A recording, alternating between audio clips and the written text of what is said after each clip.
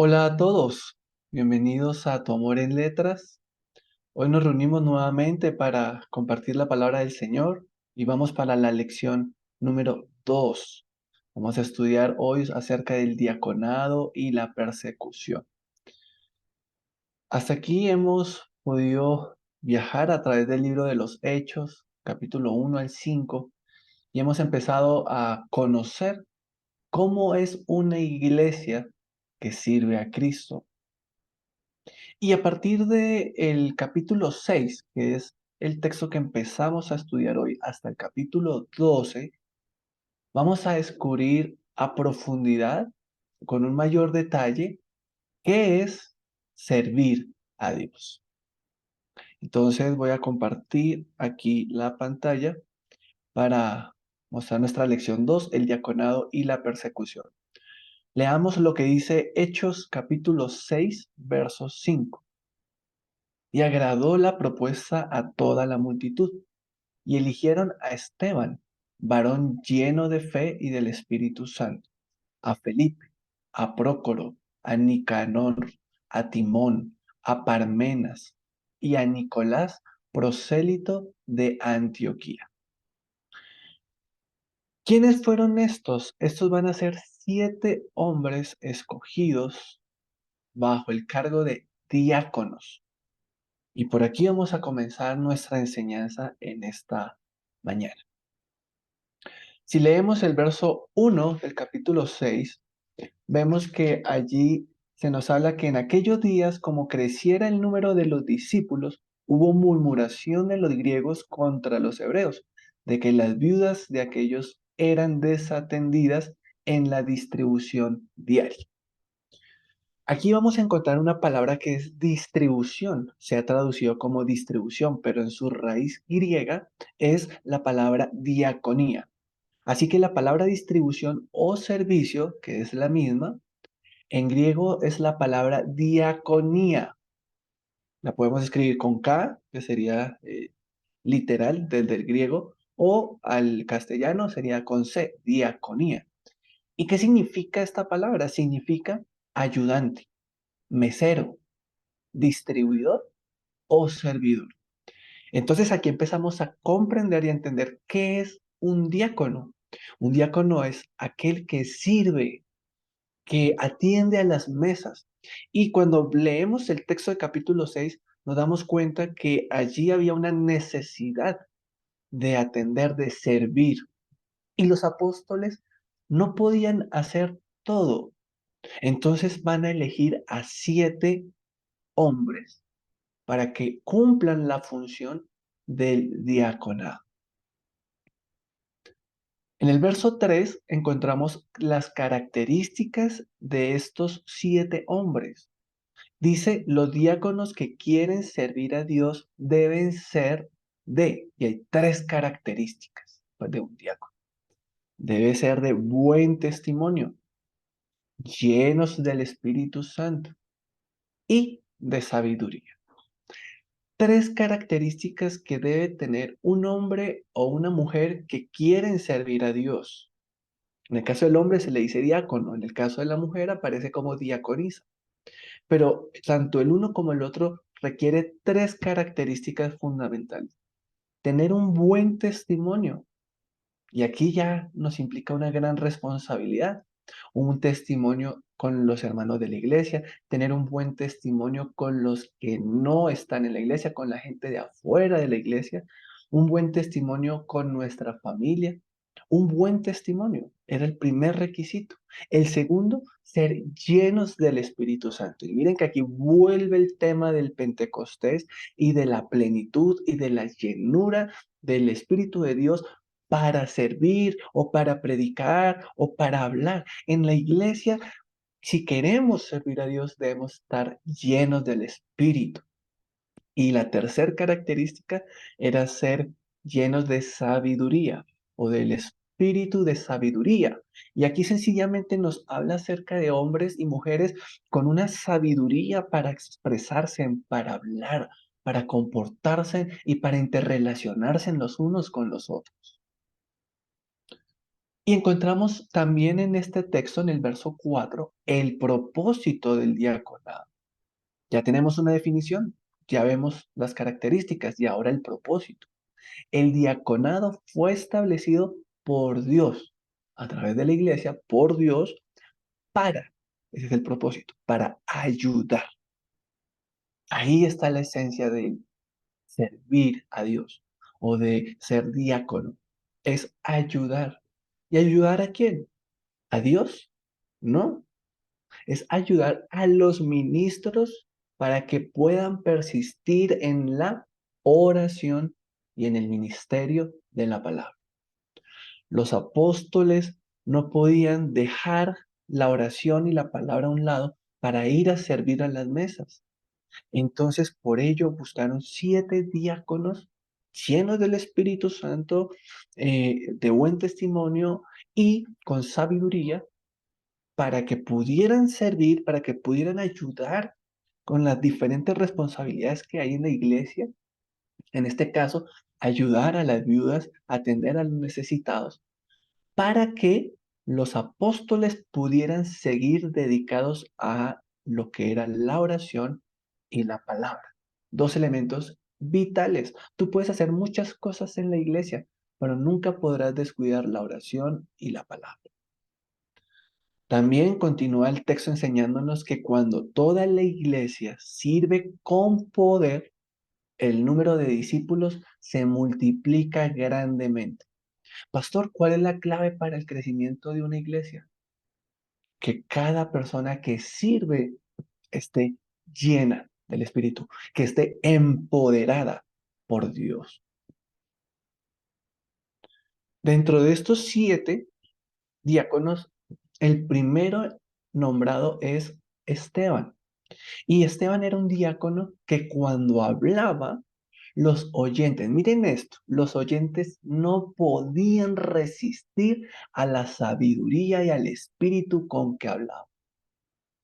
Esteban era un diácono, cumplía con esos 3 requisitos. Y por eso cuando él hablaba, dice el texto bíblico en el verso 10, que los que le oían no podían resistir. ¿Qué quiere decir eso? Que no había nadie que le pudiera refutar, contraargumentar lo que él decía, porque él no solamente lo decía con conocimiento, lo decía con sabiduría. La sabiduría es más que conocimiento.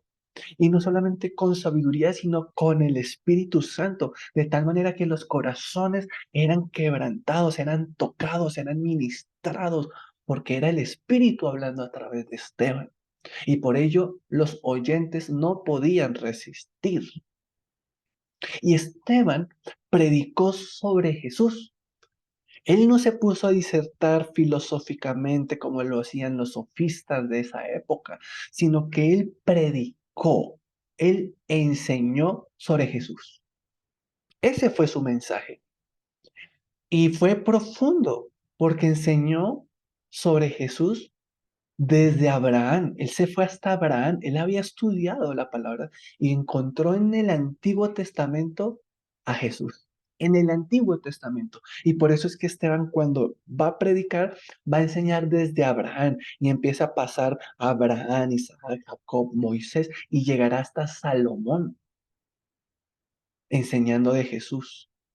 Y les dijo, finalizó en su discurso hablando acerca de que los oyentes eran duros de cerviz e incircuncisos de corazón, que resisten siempre al Espíritu Santo. Esteban, aunque estuviera lleno del Espíritu, habrían personas que escucharían y por el poder del Espíritu se arrepentirían y cambiarían, pero habrían otros duros de corazón que resistirían. No a Esteban, sino al Espíritu Santo que hablaba a través de Esteban. Y por esta causa, por culpa de los que resistieron la verdad, los que rechazaron la verdad, es que Esteban murió. Esteban murió por predicar el Evangelio. Y el joven Saulo consentía en su muerte. Miremos esta escena. Tenemos 2 jóvenes.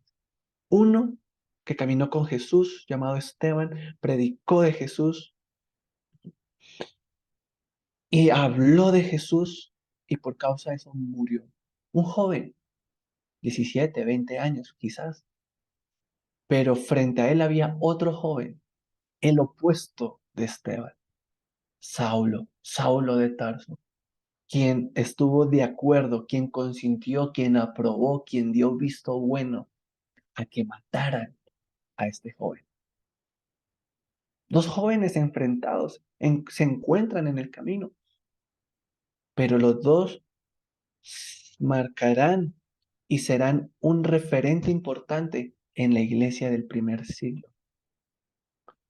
Así que a partir de aquí vemos cómo se levanta una persecución, porque hermanos, tenemos que aprender que si vamos a servir a Dios y si vamos a ser una iglesia que sirve a Cristo, esto conlleva una dificultad.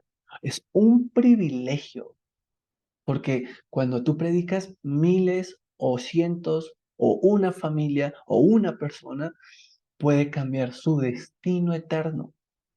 Pero no podemos negar que junto con el llamado a servir, también vienen persecuciones, luchas, aflicciones. Y en el capítulo 8 empieza a verse una persecución que se levanta contra la iglesia. Pero, pero, podemos descubrir que las dificultades pueden ser oportunidades. Ay, miren lo lindo del Evangelio, lo lindo de Cristo, que aún Cristo la persecución y la dificultad la usó para bien. Y los creyentes que servimos a Cristo tenemos que entender esa verdad, que las dificultades pueden ser oportunidades, porque a través de esta persecución la iglesia se incomodó. Estaba cómoda en Jerusalén, pero por causa de la persecución tuvieron que extenderse hacia Judea y Samaria, y así cumplir la promesa de Jesús, que serían testigos no solo en Jerusalén, sino en Judea y en Samaria. Lamentablemente este movimiento se hará a través de persecución, pero por eso hay veces que las dificultades son oportunidades para anunciar el Evangelio. En el capítulo 8 encontramos a un personaje que se llama Simón el Mago. Interesantemente, él creyó, dice la escritura, creyó en el mensaje y fue bautizado a él, pero aún su corazón no era recto delante de Dios. Y esto es importante, porque esto nos enseña que dentro de la iglesia pueden haber personas que están en la iglesia, que hasta son bautizados, que de pronto hasta creen en el mensaje, pero no tienen cambio, pero no, su corazón no es recto delante de Dios, todavía tienen pecado en sus vidas. Y por eso, después de que Felipe predica y Simón el Mago es bautizado, viene el apóstol Pedro y va a exhortar a Simón y le va a decir que se arrepienta y que sea librado de la prisión de maldad en la que él estaba. Pedro va a encontrarse con Simón el Mago y lo va a confrontar con la palabra. No porque sea odioso, sino porque le ama y porque necesitaba decirle la verdad como un médico tiene que diagnosticar y decir la verdad a su paciente. Así Pedro le tiene que decir la verdad a Simón el Mago y decirle, arrepiéntete porque veo que estás prisionero en maldad. Pero el texto continúa y vemos que otro de los diáconos, Felipe, está evangelizando y se está movilizando. No solamente predica allí a Simón el Mago y en esta región, sino que el Espíritu lo guía. Hay una frase en el verso 29 que dice, acércate y júntate a ese carro. Y eso fue lo que el Espíritu le dijo a Felipe. Aquí encontramos a otro diácono, Felipe, un hombre que era guiado por el Espíritu Santo. Por eso es que un requisito es que debes ser lleno, porque cuando estás lleno, el Espíritu te guía y ya tú no hablas ni enseñas lo que tú quieres, sino lo que el Espíritu te guía a enseñar a través tuyo. Felipe abrió su boca y comenzando desde esta escritura que estaba leyendo el etíope, le anunció el Evangelio de Jesús. Miren, hermanos, qué importante, tanto Esteban como Felipe pudieron evangelizar porque conocían toda la ley, desde el Génesis hasta los evangelios. que en este momento estaban escritos. Hoy tenemos hasta las cartas y Apocalipsis. Y qué importante que nosotros no nos quedemos solo con el conocimiento neotestamentario, sino que podamos descubrir a Cristo en el Antiguo y predicarlo desde allí. Así lo hizo Esteban, así lo hace Felipe también. Y en esta narración que hace Lucas en el libro de los Hechos, vemos en el capítulo 9 el encuentro de Saulo con Cristo. Y vemos que en ese encuentro Saulo cayó a tierra y oyó una voz que le dijo, Saulo, Saulo, ¿por qué me persigues? A veces nos podemos equivocar queriendo hacer lo correcto, pero lo agradable de Jesús es que Él nos guía. Importante que nos dejemos guiar. Y hablando de guiar, encontramos a otro personaje, Cornelio y Pedro. Cornelio era un centurión de la compañía llamada la Italiana. ¿Y esto qué quiere decir? Que él era un centurión romano y él estaba a cargo de 100 soldados. Y él hacía parte de una compañía llamada la Italiana. Se estima que eran soldados que se habían traído de Italia, pero algunos consideran que no se refiere la italiana a Italia, sino a Itálica, Sevilla, o sea, la zona de España. Entonces, la pregunta o la reflexión es que Cornelio, el primer cristiano gentil, pudo ser italiano o pudo ser español, ¿no? Pero qué bonito ver que Jesús no discrimina por etnia, sino que el evangelio es para todos. Cornelio convocó a sus parientes y amigos más íntimos. Aprendamos de él. Invitemos a nuestros parientes y amigos más íntimos para que escuchen el Evangelio. Él los invitó para que escucharan a Pedro. Cuando Cornelio se postró a los pies de Pedro para adorarlo, fue corregido a que no hiciera eso porque Pedro también era hombre. Algo tenemos que aprender. Y algo debería reflexionar hoy el cristiano cuando vemos que se adoran a hombres, a humanos, a santos, siendo que el mismo Pedro, uno de los líderes más grandes de la iglesia, cuando, cuando Cornelio se postró ante él, le dijo, no hagas eso, porque yo también soy hombre como tú. Hablemos de la iglesia. La iglesia estaba ubicada en Jerusalén. Pero ante esta persecución fue dispersada, en especial hacia Antioquía. Y ahora este nombre Antioquía va a ser clave, porque allí, de ahora en adelante, será la ubicación principal de la iglesia. Ya no va a ser Jerusalén. El centro de la iglesia ahora va a empezar a ser Antioquía. Y allí en Antioquía es donde a los discípulos se les llamó cristianos por primera vez, en Antioquía. Allí fue. ¿Y por qué se les llamó cristianos? Porque ellos vivían como Cristo, hablaban de Cristo. Y eso es un cristiano, aquel que vive y que en su testimonio refleja a Cristo. Te pregunto en este día, cuando a ti te miran, cuando a ti te ven hablar, comportarte, reaccionar, ven a Cristo en ti, serás un cristiano en ese caso.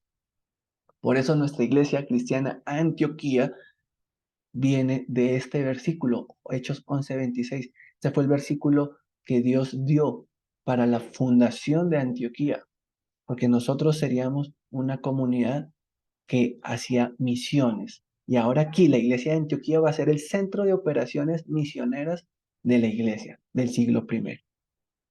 Seguir al Maestro implica rendir nuestras vidas a la voluntad divina, lo cual para Jacobo fue ser asesinado a espada.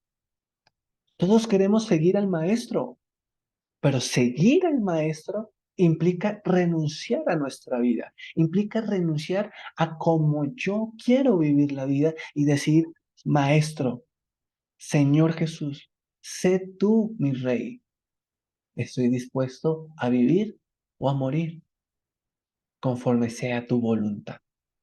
Jacobo fue el primer discípulo, el primer apóstol mártir, pero aparte de eso fue hermano de Jesús y él va a ser asesinado a espada. ¿Estás listo para ser un cristiano auténtico?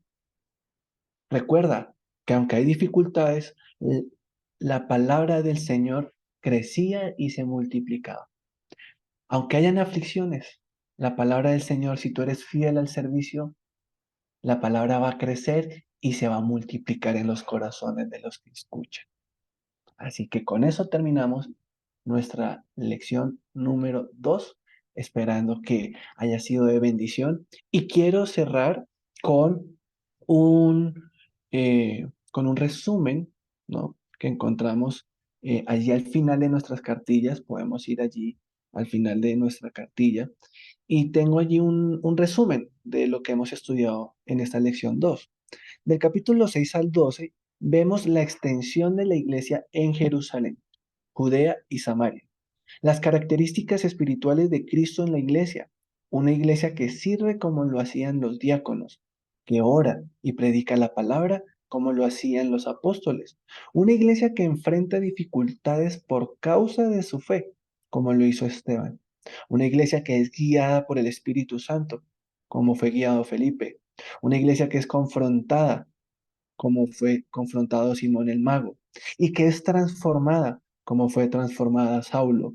Es una iglesia para todas las familias de la tierra, como la familia de Cornelio, y que enfrenta sacrificios como lo enfrentó Jacobo, todos siguiendo los pasos de su maestro. Dios te bendiga y Dios te guarde.